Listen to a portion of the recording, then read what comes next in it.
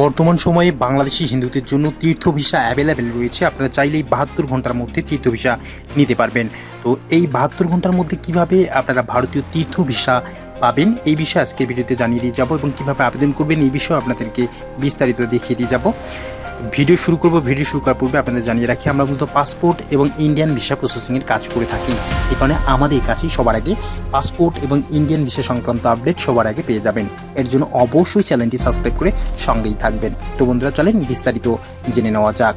ভারত সরকার ধর্মীয় তীর্থযাত্রীদের জন্য বিশেষ তীর্থ ভিসা চালু করেছে। পেলগ্রাম ভিসা নামে প্রদান করে থাকে এই ভারতীয় ভিসা। বাংলাদেশের হিন্দু, বৌদ্ধ, শিখ ও জৈন ধর্মাবলম্বীরা এই ভিসার জন্য আবেদন করতে পারেন। তীর্থ ভিসার প্রকারভেদ। ভারত সরকার প্রধানত দুই ধরনের তীর্থ ভিসা প্রদান করে। প্রথমত রয়েছে সাধারণ তীর্থ ভিসা বা পেলগ্রাম ভিসা, মেয়াদ সর্বোচ্চ 30 দিন, একবার ব্যবহার করতে পারেন। বর্তমান সময় এই ভিসাটি দেওয়া হচ্ছে ভ্রমণের উদ্দেশ্য হিন্দুদের জন্য বৃন্দাবন, হরিদ্বার, বারাণসী, পুরী, রামেশ্বর ইত্যাদি তীর্থস্থান যাওয়ার জন্য আপনারা এই ভিসাটি পাবেন। শিখদের জন্য গোল্ডেন টেম্পল, অমৃতসর, হেমকুণ্ড সাহিব, বৌদ্ধদের জন্য বুদ্ধগয়া, সারনাথ এবং কুশীনগর। দীর্ঘমেয়াদী তীর্থ visa long trip pilgrim visa, মেয়াদ 6 মাস থেকে 1 বছর, মাল্টিপল এন্ট্রি। এই ভিসাতে শর্ত শুধুমাত্র বয়স্ক 60 বছর বয়স, যাদের 60 বছর প্লাস যাদের বয়স, তারা এই লং পিলগ্রাম ভিসাটি পাবেন। তীর্থযাত্রীদের জন্য এটি হয়ে থাকে। পূর্বে ভারত ভ্রমণের ইতিহাস থাকতে হবে। আবেদনের যোগ্যতা। ধর্মীয় পরিচয় শুধুমাত্র হিন্দু, বৌদ্ধ, শিখ ও জৈন ধর্মাবলম্বীরা আবেদন করতে পারবেন। বাংলাদেশি নাগরিকদের বৈধ পাসপোর্ট ও জাতীয় পরিচয়পত্র জমা দিতে হবে। তীর্থস্থানের প্রমাণপত্র, হোটেল বুকিং, ধর্মীয় সংস্থার আমন্ত্রণপত্র যদি থাকে সেক্ষেত্রে জমা দিতে হবে। পূর্বে তীর্থ ভ্রমণের প্রমাণ। দীর্ঘমেয়াদী ভিসার জন্য এটি প্রয়োজন করবে। আবেদন প্রক্রিয়া। প্রথমত ধাপ হচ্ছে অনলাইনে আবেদন করে আপনাকে Indian visa online website http:/indianvisa.online.gov.in এই ওয়েবসাইটে আবেদন পূরণ করে ফর্ম পূরণ, ভিসা ক্যাটাগরি পেলগ্রাম ভিসা নির্বাচন করুন এবং ডকুমেন্ট আপলোড। পাসপোর্ট 6 মাস মেয়াদি, পাসপোর্ট সাইজের 2 সাইজের ছবি সাদা ব্যাকগ্রাউন্ডে। ধর্মীয় পরিচয়, মন্দির বা গুরুদ্বারা থেকে সার্টিফিকেট নিতে হবে আপনাকে। দ্বিতীয় ধাপ হচ্ছে ভিসা ফি জমা দেওয়া।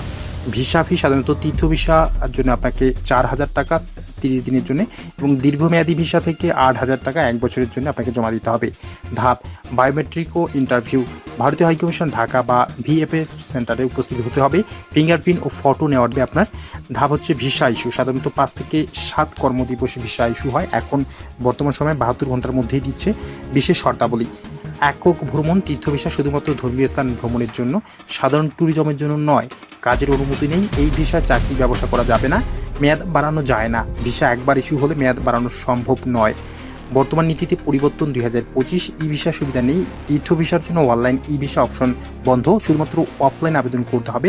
2025 সালের বাংলাদেশি তীর্থযাত্রীদের জন্য ভারতীয় তীর্থ ভিসা পেতে ধর্মীয় প্রমাণপত্র, সঠিক ডকুমেন্টেশন ও ভিসা ক্যাটাগরি সঠিকভাবে নির্বাচন করা জরুরি।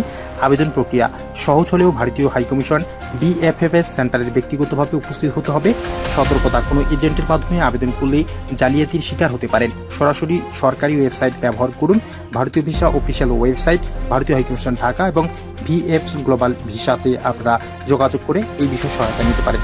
সম্মানিত ইন্ডিয়ান ভিসা প্রত্যাশী ভাই বোনরা, আশা করি আজকের এই ভিডিওটি আপনাদের অনেক ভালো লেগেছে। আর এই ভিডিওটি যদি আপনাদের ভালো লেগে থাকে তাহলে অবশ্যই লাইক দিয়ে যাবেন, সম্ভব হলে ভিডিওটি শেয়ার করবেন। দেখা হবে নতুন করে পাসপোর্ট এবং ইন্ডিয়ান ভিসা সংক্রান্ত আপডেট ভিডিওতে। ততক্ষণ পর্যন্ত ভালো থাকবেন। ধন্যবাদ।